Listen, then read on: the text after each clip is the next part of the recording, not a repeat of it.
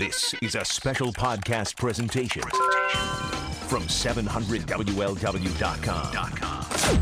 This is Darryle Parks on Demand. About 7 minutes after 9, and good morning and happy Easter. I'm Darryle Parks. And where do I start this morning? Lord.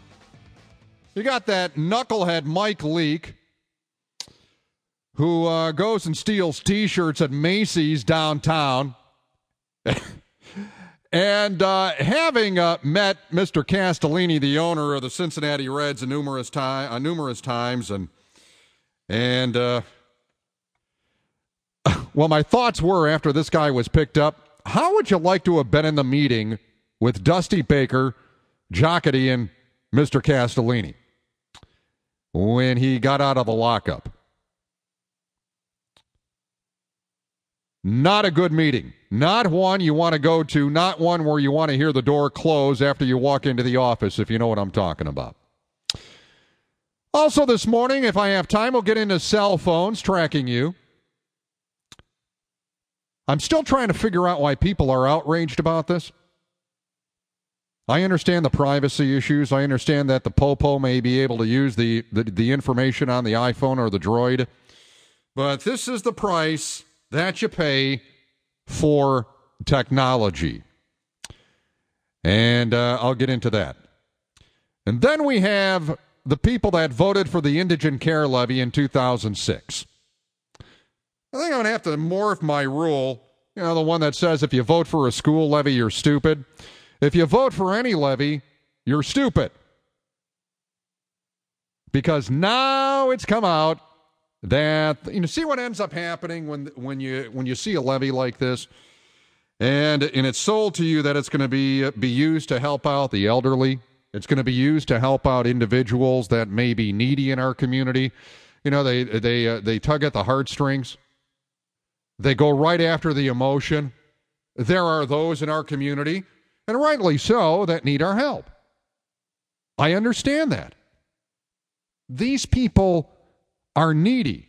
If we help out these people in our community, it makes our community that much stronger.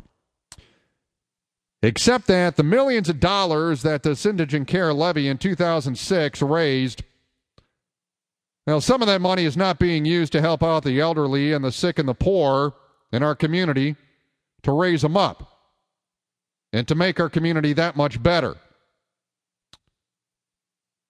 Incredible. Freaking credible. And then we have our school districts. As you know, like a laser beam, this program is focusing upon the Lebanon school levy that is coming up for a vote in just a few weeks at the beginning of May. And now, day after day in the Cincinnati Enquirer, there we see article after article of the school systems whining and complaining and playing the fear card. Boy, they're dropping that fear card fast. They're dropping it on you, parents. Oh, big time. They're going to have to make cuts. They're going to have to make cuts to teachers' aides. Oh, my God. They're going to have to make cuts to people that work in the district office. Oh, my God. And they're going to have to make all these cuts, and it's going to harm your students and make them stupid. It's going to harm your kids. They're going to graduate stupid kids, stupid children. Hell, in Cincinnati, they're making 208 job cuts. You probably saw that headline in the paper. CPS to vote on 208 cuts. Reductions would offset a projected $65 million deficit. This is a school system that operates on an annual budget of almost $500 million. Yeah, $500 million. The per pupil cost is the most in our area. They have a shrinking enrollment. Just a few years ago, they had about 54,000 students. Today, they admit to 33,000, and their forecast is to go even lower. And they're going to make cuts to 208 jobs. Except they're really not going to be cutting anyone because those are 208 jobs that are not filled. A school system shrinking, costs going up, and they're not going to really cut anyone. But they play the fear card. I mentioned our focus upon Lebanon. Got an email this past week from Tax Killer Rich, who was pivotal in the defeat of the Lakota levy, and he says, sounds like Mark North, who is the superintendent of Lebanon, is trying to get out of Lebanon. Funny how this keeps happening. Lakota's man went to Florida when we start exposing the corruption on the big one. Mason's superintendent, as you know, went to Cleveland when he was exposed for corruption, and hell, they were even having orgies in Covington, but I digress. See here. And now Lebanon's superintendent is seeking employment elsewhere. Why? Is it because we've been exposing them on the big one? If they weren't guilty, they'd be running for cover as soon as they wouldn't be running for cover as soon as we turn the lights on. And Rich promises he'll keep us informed as the situation progresses. And then I got a couple of emails from people in West Clermont County, the school district there. He says, Darryle just got word about a May levy in Clermont. They're trying to sneak in. Superintendent told staff they're not putting up signs when he was asked about them. Sounds like a sneak it in before they know what happens attack. Exactly. As you know, a number of months ago, the last time the Forest Hill schools tried to sneak through a levy, I noticed that they had campaign signs. They indeed put out campaign signs, but it just said something like, ensure something, or I forgot what the slogan was, but it didn't have anything. It didn't have any date on these signs. See, they wanted those of you not paying attention to be stupid and not go and vote. And then when I brought it up, all hell broke loose, and of course the levy went down to defeat. West Clermont trying that one as well. And then another from Mike. He said, Darryle, I'm an avid listener to you every Saturday morning.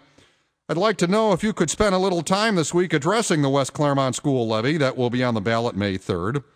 He says, I have lived in the school district for over 30 years, and I have watched my taxes go up 60% in the last 10. He says, I'm a believer of your famous words, if you vote for a school levy, you're stupid. Thanks for the time, Mike. And then Mike emailed me again this morning. He said, Darryle, after you responded to my email, I went back and looked, and what I did is in my email to him, I said, you're lucky. It's only gone up 60%. My taxes have gone up over 100% in 10 years. And he emailed me back this morning, and he said, I went back and checked, and yes, my taxes have gone up over 100%. Well, Mike, I am sorry to be the bearer of bad news. I am sorry to show that your arithmetic was wrong, and I am so sorry. But that is the truth. And what, this past week, we see that the home values are decreasing again in Hamilton County, and yet our taxes keep going up, keep going up, keep going up, and they keep going up. How come? Why is that? Yep. If you vote for a school levy, you're stupid. And when it comes to the indigent care levy in 2006, if you voted for that, boy, are you stupid. You are really stupid. See, you voted with your heart. Doesn't that make you feel bad now? You know, the people in power, they played you for a fool. Coming up at 10:06 this morning, Howard McEwen, our financial go-to guy on the big one, on America the Deadbeat. Since S&P has warned that they're going to decrease the bond rating on U.S. debt, which means watch the hell out, we're deadbeats. And I'll explain further in the 10 o'clock hour this morning. I'm Darryle Parks on the big one, 700 WL.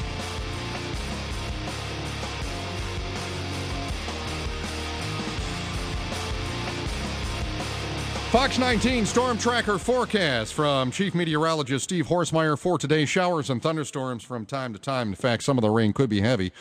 And if you live along the river as well, watch out for flash flooding. Some heavy rains overnight, and those severe cells may be coming across the tri-state area all day long. High today at 73. For tonight, showers and thunderstorm activity with heavy rain again, with a low of 58. And for tomorrow, more of the same with a high of 73. Temperatures this week, 80 degrees on Monday, and then temperatures in the upper 60s for the remainder of the week. 61, 700 WLW. A couple other notes. I noted with interest that Dateline NBC is interviewing Ryan Widmer, and I guess this show is going to be broadcast sometime in May. A follow-up to that horrific story of Ryan Widmer, the killer who killed his wife, Sarah. So I started thinking, why would Dateline NBC, obviously a follow-up, but why would Dateline NBC interview Ryan Widmer again? Well, the follow-up. And why would Ryan Widmer all of a sudden speak out? I mean, he was put on trial 3 times, right? He cried after the first trial that he didn't get a chance to testify. And then in trial number 2 and in trial number 3, he failed to take the stand. So now he's speaking out to NBC, a nationwide broadcast. So why? Why would Ryan avail himself the time? Well, it's obvious. Pick up women. Worked for him the last time. Even from the Who's Gal, Ryan Widmer seeking out his next prey. Incredible. Incredible. 513-749-7000, 1-800-THE-BIG-1, pound 700 on AT&T. And let's head to Montgomery. Here is Al, 700 WLW. Hey, Darryle, great to talk to you today. I'm glad you called, Al. How are you? Fine, and I hope you're looking forward to a great Easter tomorrow. Might be a little soggy for the little kiddies' Easter egg hunt in the backyard, but we'll make it work. Yeah, it's part of spring. Yeah, you kind of struck home on the property tax issues and the school levies. You know, if you look now, a little fuzzy on my math here, but it's approximately 60% of my property tax goes towards the Sycamore School District. And memory serves me correctly, 8 to 10 years ago, the Ohio Supreme Court said it was illegal or unconstitutional to fund the schools, through the property tax. No, that wasn't the first time. Yeah, it goes back all the way to the 1930s. Okay, for the life of me, how do they still? I don't know, and I've never really researched it that much. How do they get by with keep doing it the way that they're doing? Because the politicians are bought and sold by the teachers union.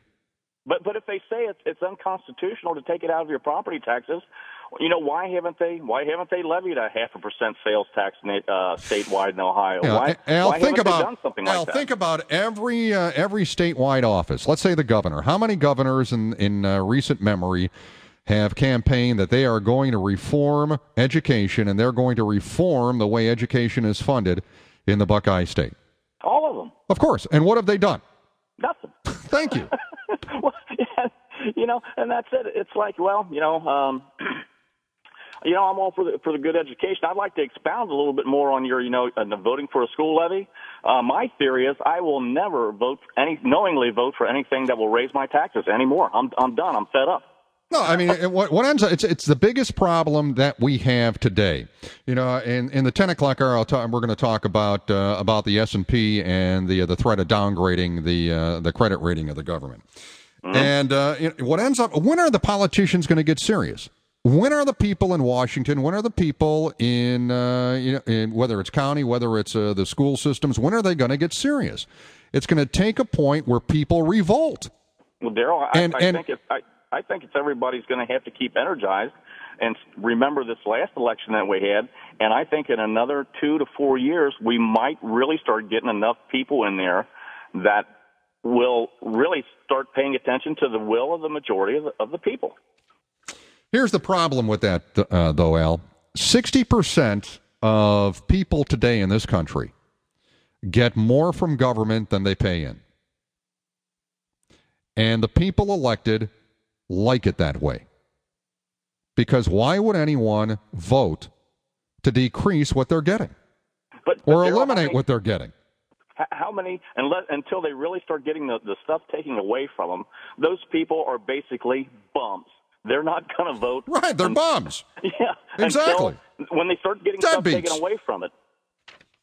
Al, here's, I've said this numerous times. Here's what I want from a local government. If someone's breaking into my house, have the police show up. Put the fire out if my house is burning down, and plow my street in the winter. Other than that, I'm good.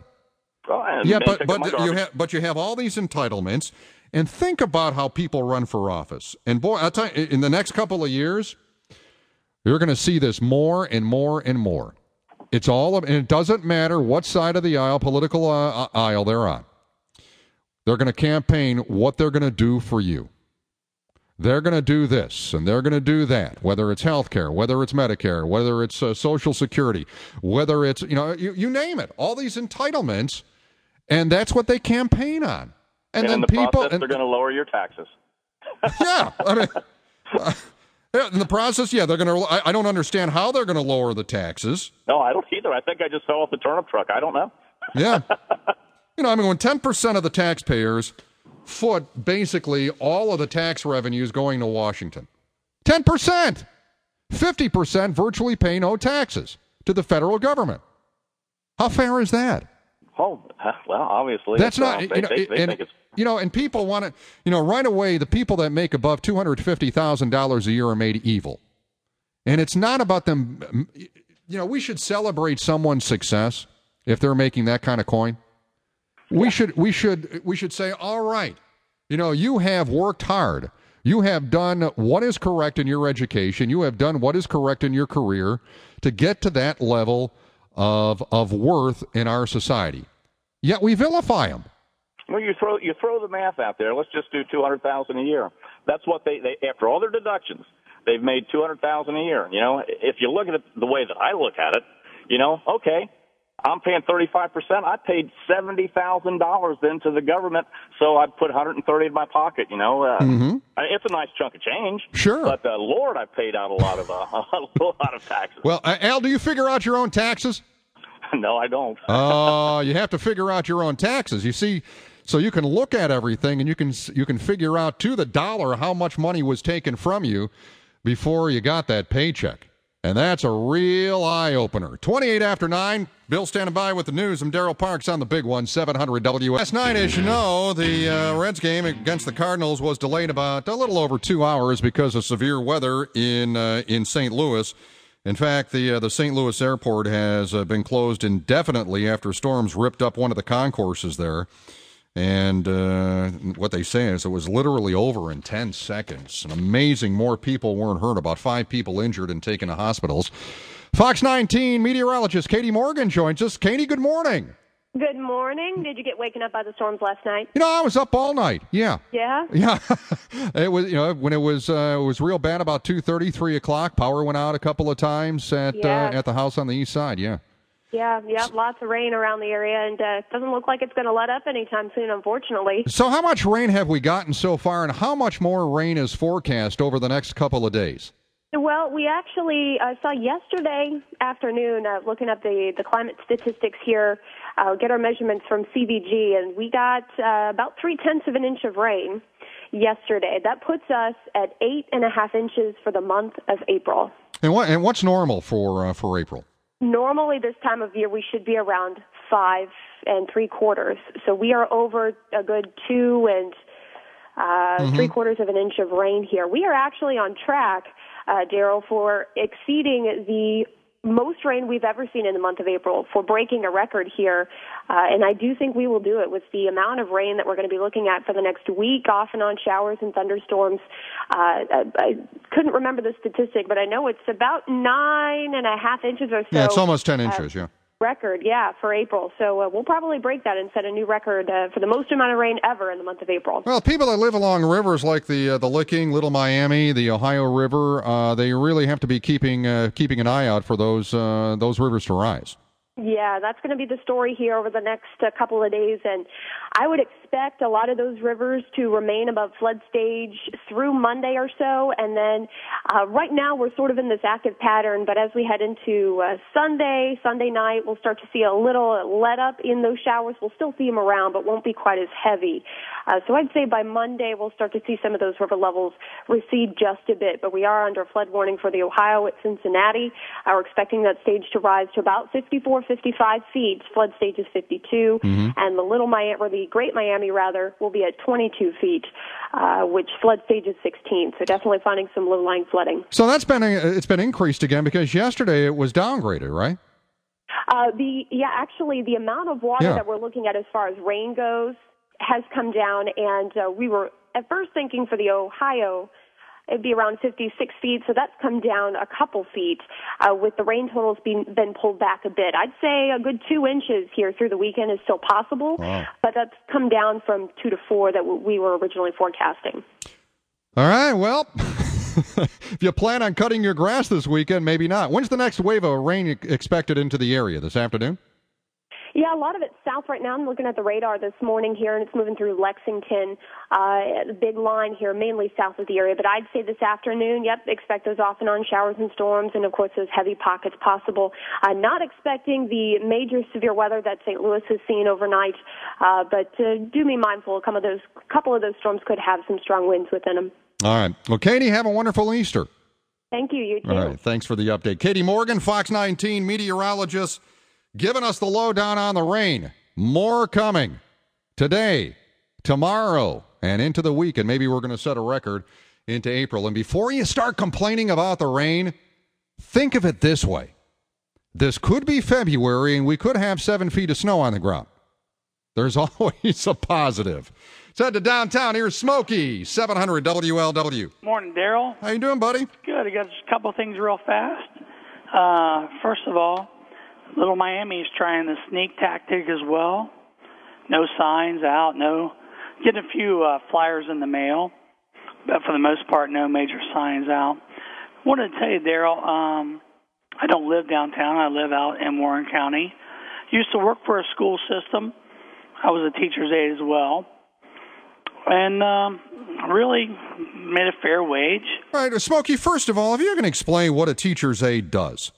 Okay, a teacher's aide mostly deals with special needs students or students at risk who have been passed through the system and cannot read. So you might have a student in 8th grade who reads at a 3rd or 4th grade level, and because of No Child Left Behind, they continue to pass them through. All right, so the aide is there to help out these students that are troubled in one way, shape, or form. Or special needs. Right. So the teacher could devote their attention to the entire class. That's correct. All right, I got you. And then as I was an aide, at one time I, just for curiosity, went to a union meeting. The union meeting had really nothing to do with school. We had a guy come in and tell us we should vote for Democratic. At that point, I left the meeting. That was all the meeting was about.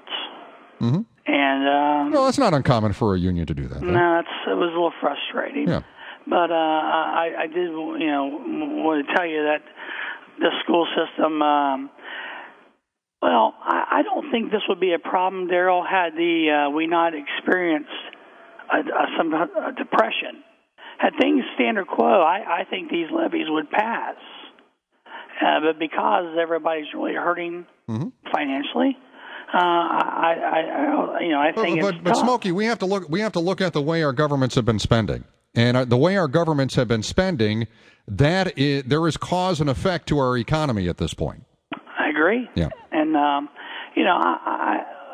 we've ruled it unconstitutional in Ohio. Why we don't enforce that, I don't know. But hey, I enjoy your show. I already told you, people are bought and sold. That's why. Gonna reform education. If you elect me governor, I'm gonna reform education. And 4 years later, squat. All right, time for the Frisch's Big Play of the Day. Looking for caller 7 at 513-749-3700. Reds losers to the Cards last night. Caller 7, good luck from the big one. 700 WLW congratulating Mike Cassidy of Bright, Indiana. Today's Frisch's Big Boy, Big Play of the Day winner. Mike, the winner of a Frisch's gift pack, couple of tickets to a future Reds game. Also qualified for the trip out to Goodyear, Arizona next February and March of 2012 for the spring training games. Car rental, you know the drill. It's a nice prize. Congratulations to Mike from Frisch's and the big one, 700 WLW. Last night's score of the Cards 4. And the Reds, 2. It's an afternoon game today. First pitch is at 4:10. Travis Woods pitching for the Reds. Our coverage starts at about 3:06 with the inside pitch here on the big one. Also, tomorrow night, it's an 8:05 start. Sunday night game with the Reds and the Cardinals. And Sam LaCour is on the mound for the Reds tomorrow night. So that's the deal, and that's sports. 13 in front of 10. I'm Darryle Parks, 513-749-7000. Should a line become available? Here's the thing.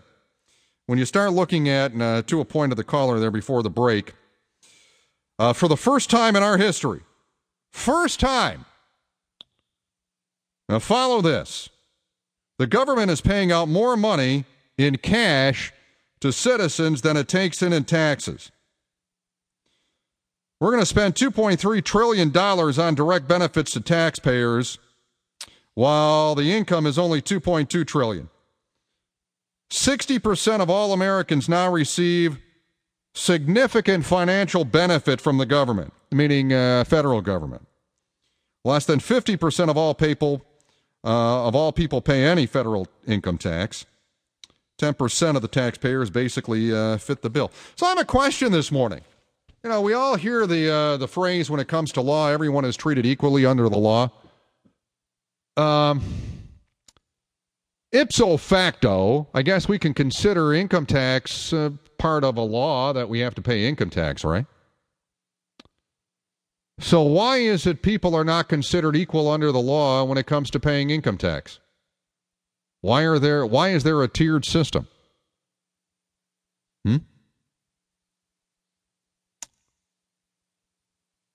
I don't know. I just don't know. It seems that would be, dare I throw out there, unconstitutional? I guess. See, I'm a proponent of flat tax, and I think of this every year as I figure out my taxes and see how much money has been taken out of paychecks prior to me even seeing it. And I tally up federal and I tally up state. I was pretty even this past year on federal, and I had to pay a few bucks to Ohio. When you start looking at all the taxes, including Social Security, that it's taken out of your pay, there is no other expression than simply, wow. Wow! All that money was taken before I even saw it? Holy smokes! Flat tax is truly the way to go. Everyone should have skin in the game. If you make $10,000 in a year, send them $1,000. If you make 100, send in 10. If you make $1 million, send in 100. That's fair. If you don't make anything, you pay no tax. It's not all these loopholes. And to the point, I know someone's going to call and say, well, Darryle, did you take a deduction on your mortgage interest? Yes, I did. But if it went to a flat tax at 10%, hell, 15%. If it went to a flat tax at that level, I'd gladly give up the mortgage deduction. Here, take it. If you figure it out, you would pay less with a 10 or a 15% flat tax, and everyone would have skin in the game. And that's fair. That is fair. I can't figure out how everyone is equal under the law except when it comes to income tax. Don't get that.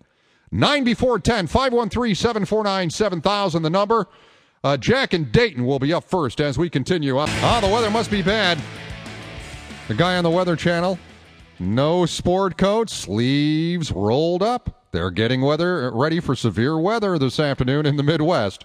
5 in front of 10. Howard McEwen, our go-to guy when it comes to finance and investing. Howard McEwen at 10:06 this morning on America, the Deadbeat. Let's head to Dayton. Here's Jack, 700 WLW. Hey, Jack. Hello. You made an excellent point a few minutes ago about how do you reconcile the principle of isonomy, that is, everyone equal before the law in a commonwealth, and income tax. The answer is you don't. The whole point of income tax was to betray and void the principle of isonomy. Also, the federal government... Explain that, will you?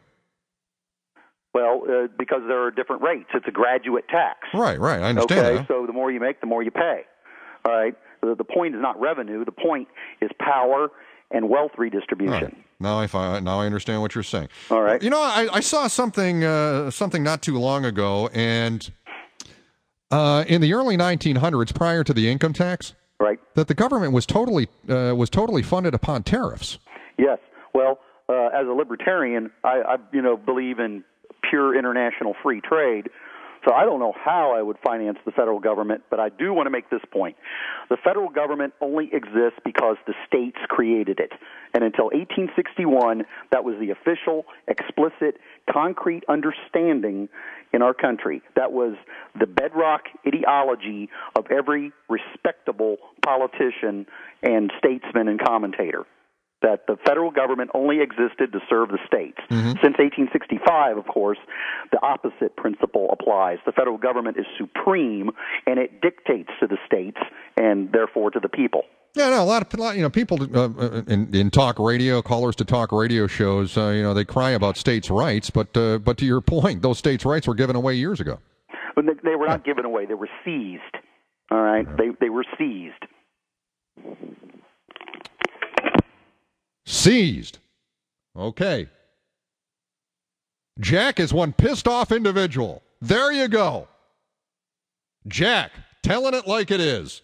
All right, Linda in Montgomery, 700 WLW. Hello. Hold on. How are you this morning? I'm okay, Linda. Okay. My background, both a certified teacher and a realtor. And on the other side, I'd be all for, right now they went in and totally just balanced the budget, did all the painful cuts, got it all over with so we could start moving forward. But I am curious about if we got rid of this property tax, mm-hmm. How would it work? Well, it's funded through the state. Okay.